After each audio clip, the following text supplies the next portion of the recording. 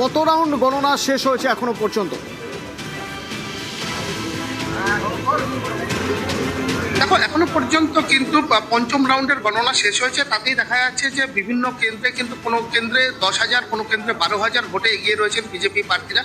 যেরকমই ধূপগুড়ি বিধানসভা কেন্দ্রের কথাই ধরা যাক, সেখানকার যিনি প্রার্থী রয়েছেন বিজেপি প্রার্থী নরেশ রায়, প্রতিদ্বন্দ্বী তৃণমূল প্রার্থীর তুলনায় 12,000 বেশি ভোটে তিনি কিন্তু এগিয়ে রয়েছেন। অন্যদিকে রাজগঞ্জ বিধানসভা, যেখানে হেভিওয়েট বলা যেতে পারে যে স্বপ্না বর্মন, যিনি এশিয়াডে সোনাজয়ী, তাকে প্রার্থী করেছিল তৃণমূল কংগ্রেস, তিনি রাজগঞ্জ বিধানসভা আসন থেকে লড়াই করছিলেন।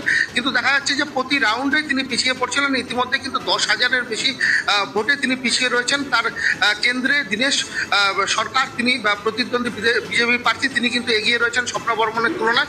অন্যদিকে জলপাইগুড়ি সদর বিধানসভা, ময়নাগুড়ি বিধানসভা থেকে শুরু করে প্রতিটি বিধানসভা আসনে, অর্থাৎ জলপাইগুড়ি 7টি বিধানসভা আসনেই কিন্তু বিজেপি প্রার্থীরাই এগিয়ে রয়েছে। এবং কোথাও যেরকম ময়নাগুড়ি বিধানসভা আসনে কিন্তু 10,000-এর বেশি ভোটে এগিয়ে রয়েছেন বিজেপি প্রার্থী ডালিম চন্দ্র রায়, এবং তিনি প্রতিদ্বন্দ্বী রামমোহন রায়ের তুলনায় 13,000-এর মতন ভোটে কিন্তু তিনি এগিয়ে রয়েছেন বলে খবর।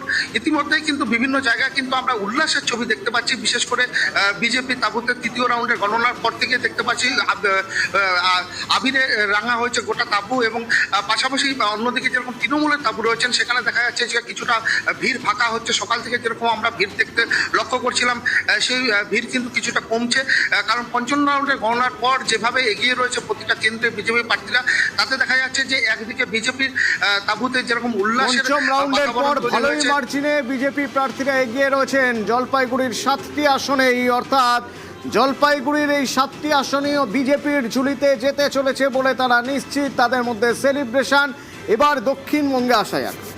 দক্ষিণবঙ্গ, উত্তর 24 পরগনা সবচেয়ে বড় জেলা, সবচেয়ে বেশি বিধানসভা আসন উত্তর 24 পরগনায় 33টির মধ্যে থেকে 18টিতে লিড নিয়েছে বিজেপি, 14টিতে তৃণমূলের লিড।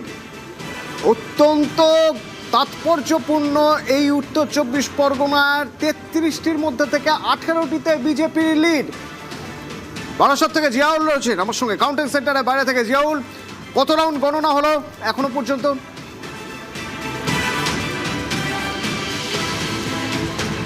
দেখো, এখনো পর্যন্ত সর্বোচ্চ 7 রাউন্ড পর্যন্ত গণনা হয়েছে। বিভিন্ন বিধানসভায় এক এক রকম গণনা কেন্দ্র রাউন্ড হয়েছে।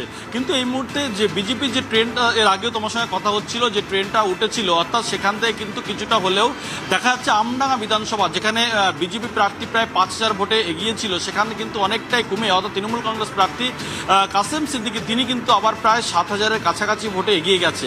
এবং এইরকম বেশ কিছু জায়গায়, যেমন 7 রাউন্ড শেষে নারায়ণ গোস্বামী প্রায় 9,945-85 ভোটে এগিয়েছে অশোকনগর বিধানসভা। আমডাঙ্গা বিধানসভা তোমাকে বললাম প্রায় 6,599 ভোটে কিন্তু এগিয়ে রয়েছে কাসেম সিদ্দিকী। 6 রাউন্ড শেষে জ্যোতিপ্রিয় মল্লিক মাত্র 921 ভোটে এগিয়ে রয়েছে। দেগঙ্গা বিধানসভা, সেখানে কিন্তু 7 রাউন্ড শেষে 11,442 ভোটে এগিয়ে রয়েছে। 3 রাউন্ড শেষে মধ্যমগ্রামের যে তৃণমূল কংগ্রেস প্রার্থী, তিনি কিন্তু 4,651 ভোটে এগিয়ে রয়েছে। এবং সর্বশেষ বারাসাত প্রায় 7,500, প্রায় 4th রাউন্ডে 7,500 ভোটে এগিয়ে রয়েছে। তুমি যেটা বলছিলে, প্রায় 18টির কাছাকাছি কিন্তু বিজেপি এগিয়েছিল, সেটা কিন্তু, এবং 14টা এগিয়েছিল তৃণমূল কংগ্রেস, সেটা কিন্তু, অর্থাৎ তৃণমূল কংগ্রেস কিন্তু একাধিক বিধানসভায় দেখা যাচ্ছে সেগুলো কিন্তু তাদের ট্রেন্ড কিন্তু উঠছে, অর্থাৎ তারা কিন্তু এগিয়ে যাচ্ছে।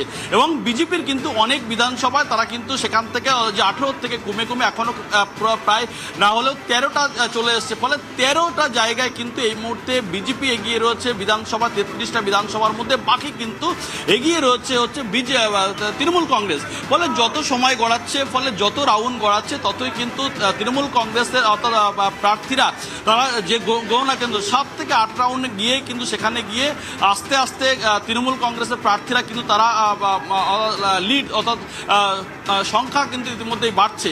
ফলে যত সময় যাচ্ছে ততই কিন্তু আরো হাড্ডাহাড্ডি হচ্ছে লড়াই, দেখা যাচ্ছিল যে অনেক যত সময় যাচ্ছে তত দেখা যাচ্ছে যে ধীরে ধীরে ধীরে ধীরে সংখ্যাটা বাড়ছে তৃণমূলের ক্ষেত্রেও। কিন্তু আমরা যদি সারা রাজ্যে দেখি, এখনো পর্যন্ত ট্রেন্ড বলছে অনেকটাই এগিয়ে রয়েছে বিজেপি, এবং তাদের থেকে এখনো পর্যন্ত ট্রেন্ড বলছে প্রায় 100 ভোটের কাছাকাছি পিছিয়ে রয়েছে তৃণমূল। সিপিএম 2টো ভোটে দুটো সিটে এগিয়ে রয়েছে, 4টি সিটে অন্যান্যরা এগিয়ে রয়েছে, তার মধ্যে 2টি হুমায়ুন কবির। হলদিয়ার ছবি।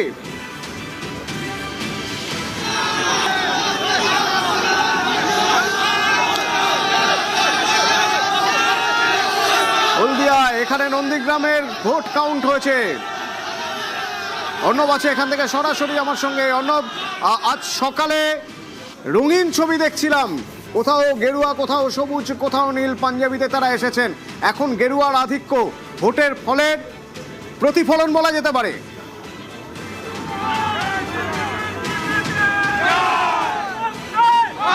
এই মুহূর্তে পূর্ব মেদিনীপুর কার্যত গেরুয়াময় এবং ইতিমধ্যে উচ্ছ্বাসে মেতেছেন এখানকার বিজেপি কর্মীরা।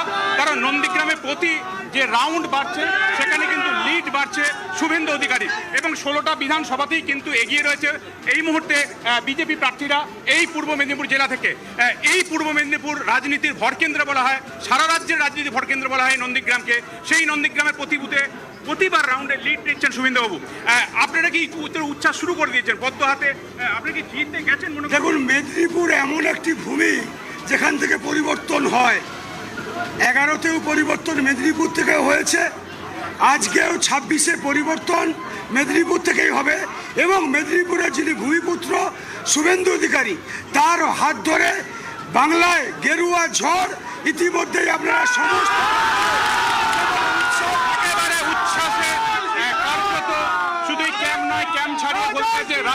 রাস্তা পর্যন্ত কিন্তু বিজেপি কর্মসমর্থকদের মধ্যে কার্যত তাদের 15 বছরের যে দীর্ঘ অপেক্ষা, সেই অপেক্ষা শেষে তাদের এই জয়। এবং সেই জয় শুধুমাত্র নন্দীগ্রামের মধ্যে সীমাবদ্ধ থাকবে না, তা গোটা রাজ্য জুড়ে গেরুয়াময় হয়েছে। তাতে তারা উচ্চ এবং একই সঙ্গে কিন্তু ইতিমধ্যে বেরোতে শুরু করেছে।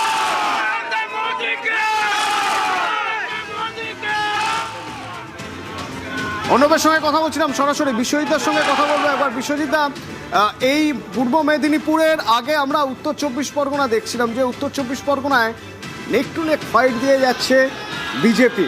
এই উত্তর 24 পরগনার চরিত্র, একদিক থেকে মতুয়া ভোট আছে, আরেকদিকে মুসলিম ভোট প্রচুর। সেখানে আইএসএফ একটা বড় আধিপত্য নিয়ে থাকে, আইএসএফের ভালো ভোট ব্যাংক রয়েছে। সেখানে বিজেপির এই উত্থান কীভাবে দেখছে? দুটো কারণ আছে।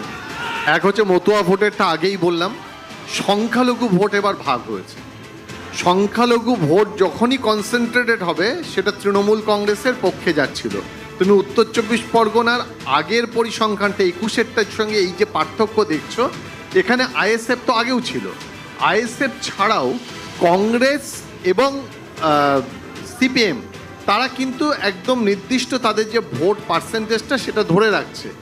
আর অ্যান্টি ইনকামবেন্সির কথা বলছিলে, সেটা পুরো রাজ্যে কিন্তু অ্যান্টি ইনকামবেন্সি কাজ করছে। তার কারণ দুটো ইস্যুকে মাথায় রাখতে হবে। দেখো, সে ন্যারেটিভস তৈরি হলো আইনের ব্যাপার আলাদা। যেটা আরজি করের ঘটনা ঘটলো, সিবিআই তার তদন্ত করলো, আইনের পথে হলো, সুপ্রিম কোর্ট বলল। কিন্তু সাধারণ মানুষ এত রাস্তায় বেরিয়েছিল, তাদের সেই ন্যারেটিভসটা কি মোছা সম্ভব হয়েছে? আর দ্বিতীয়ত, চাকরি দুর্নীতির ক্ষেত্রেও দেখা গেল সুপ্রিম কোর্ট একটা রায় দিয়েছে, কিন্তু সাধারণ মানুষ, একেবারে প্রান্তিক মানুষ, তারা কি বুঝছে? তারা আইনের কথা বোঝে না। তার আগে যে বিরোধী প্রচার তৈরি হয়েছে এই দুটো ক্ষেত্রে, একটা দুর্নীতির ক্ষেত্রে আর একটা মহিলা নিরাপত্তার ক্ষেত্রে, সুরক্ষার ক্ষেত্রে, দুটো ক্ষেত্রে অ্যান্টি ইনকামবেন্সি একটা ফ্যাক্টর হয়েছে। তবুও এই মুহূর্তে দাঁড়িয়ে, একটু আগে প্রদীপ্ত বলছিল যে ঘটনা, যে তুমি দেখছিলে যে ভাঙড়ের ক্ষেত্রে প্রায়